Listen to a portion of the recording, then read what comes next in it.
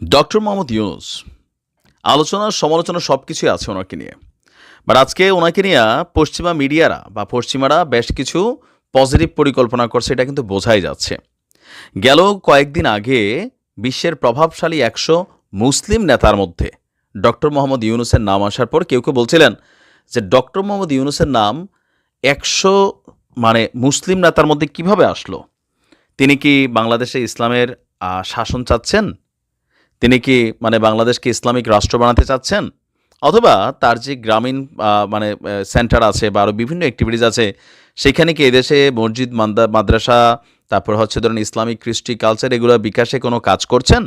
অথবা তিনি কেউ কেউ বলার চেষ্টা করেন ভাই তিনি তো দাড়ি রাখেন না, দেখেন দাড়ির সাথে এটা তার ব্যক্তিগত ইস্যু। আবার কেউ বলছেন নামাজ পড়েন কিনা, এটাও তার ব্যক্তিগত ইস্যু। হজ করছেন কিনা, এটাও তার ব্যক্তিগত। তবে যখন প্রভাবশালী মুসলিম নেতা হিসেবে মেনশন করা হয়, তো মানুষ আসলে এইগুলা খোঁজে।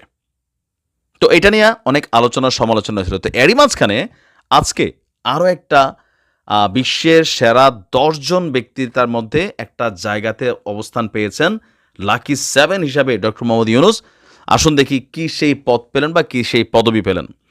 বিশ্ববিখ্যাত বিজ্ঞান সাময়িকী নেচার, সেই নেচারের সেরা 10 ব্যক্তিত্বের তালিকায় স্থান পেয়েছেন বাংলাদেশের আমাদের নোবেল বিজয়ী ডক্টর মোহাম্মদ ইউনুস। এই তালিকায় 7 নম্বরে রয়েছে ডক্টর ইউনুসের নাম, এবং তাকে নেশন বিল্ডার হিসাবে আখ্যা দিয়েছে সাময়িকীটি।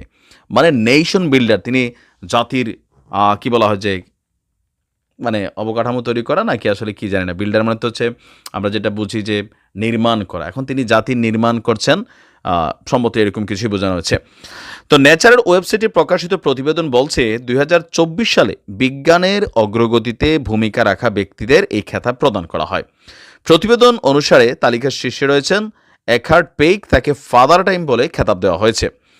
আর ইউনুস সম্পর্কে বলা হয়েছে 6 দশকের কর্মসূচিতে ডক্টর মোহাম্মদ ইউনুস দারিদ্র্য বিমোচনের জন্য নতুন ধারণা পরীক্ষার মাধ্যমে নিজেকে প্রতিষ্ঠিত করেছেন। গবেষণার মাধ্যমে সিদ্ধান্ত গ্রহণ এবং অবস্থা বুঝে সমস্যার সমাধান করা ইউনুসের কাজের মূল ভিত্তি। তো বলা হচ্ছে যে তিনি আমরা যদি দেখি 1971 সালে মুক্তিযুদ্ধের পরে বাংলাদেশের পুনর্গঠনে ডক্টর মোহাম্মদ ইউনুস গুরুত্বপূর্ণ ভূমিকা পালন করছেন। এই কারণেই নেশন বিল্ডার হিসাবে তার এই পদটা বা খেতাবটা তিনি পেয়েছেন। 1983 সালে তিনি গ্রামীণ ব্যাংক প্রতিষ্ঠিত করেন। তখন বাংলাদেশ ভঙ্গুর একটা রাষ্ট্র। তো সেই থেকে যে গ্রামীণ ব্যাংক প্রতিষ্ঠা করেন, তো ওই সময় তার যে লড়াইটা ছিল দারিদ্র্য দূরীকরণে একটি বৈশ্বিক আন্দোলন শুরু করেছিলেন। এর প্রেক্ষাপটে দারিদ্র্য নিরসনে ভূমিকা রাখায় তাকে নোবেল দিয়েছিল। আর এবার এই নেচার নামক বিজ্ঞানের যেই সাময়িকী আছেন, তারা তাকে বিল্ডার, নেশন বিল্ডার হিসেবে খেতাব দিয়েছেন, এবং এটা খুবই গুরুত্বপূর্ণ একটা অর্জন। আমরা মনে করি যে এটাও বাংলাদেশের একজন মানুষ হিসাবে তিনি যেই পদটা পেয়েছেন, যেই পদবিটা বা খেতাবটা পেয়েছেন, অবশ্যই এটা জাতির জন্য খুশির, আনন্দের। তবে যেহেতু এখন একটা অস্থিতিশীল পরিবেশ, অথবা ডক্টর মোহাম্মদ ইউনুস যখন নোবেল পেয়েছেন তখনও ওনাকে নিয়ে অনেক সমালোচনা ছিল, আলোচনা ছিল। কেউ কেউ বলছিলেন যে এই সরকারের সময় যখন ফাইনালি ডক্টর মোহাম্মদ ইউনুস বিপদে পড়ে গেছিলেন, বাটে পড়ে গেছিলেন, নানান দিক থেকে ভ্যাট ট্যাক্সের ইস্যুতে 600 কোটি টাকার মতন তিনি কিন্তু দেওয়া লাগতো। যদি শেখ হাসিনা সরকার পতন না হইতো, তার কিন্তু এই টাকাটা দিতে হইতো রাষ্ট্রকে। রাষ্ট্র এটা পাও না। তো এরপরে এটা নিয়ে আবার বিভিন্ন আইনি লড়াই, দীর্ঘ লড়াই ছিল। তো তিনি রাষ্ট্র ক্ষমতায় বসার পরে তিনি এখান থেকে মাপ পাইছেন। আগামী 29 সাল পর্যন্ত তিনি তার প্রতিষ্ঠান করমুক্ত থাকবে, এগুলো সুবিধাও কিন্তু পাইছেন।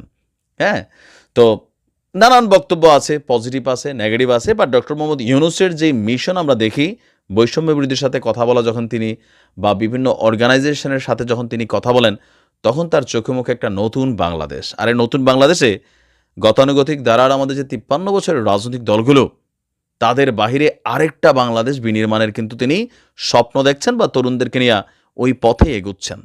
হয়তোবা এটাও হইতে পারে তাকে আগামীর নেশন বিল্ডার, যে 53 বছরের রাজনৈতিক ইতিহাসকে ধাক্কা দিয়া নতুন একটা শক্তিকে তৈরি করে তরুণদেরকে পুনর্বাসিত করার জন্য তার যে ড্রিম, তার যে ওয়ে বা প্রচেষ্টা, মেহনত, সেইটাও হয়তোবা ওই সাময়িকী যারা এই খেতাব দিয়েছেন তারা হয়তো ওইগুলোকে ফোকাস করেছেন, অথবা তার 3-0 কোনো এক সময় হয়তো কার্যকর হবে।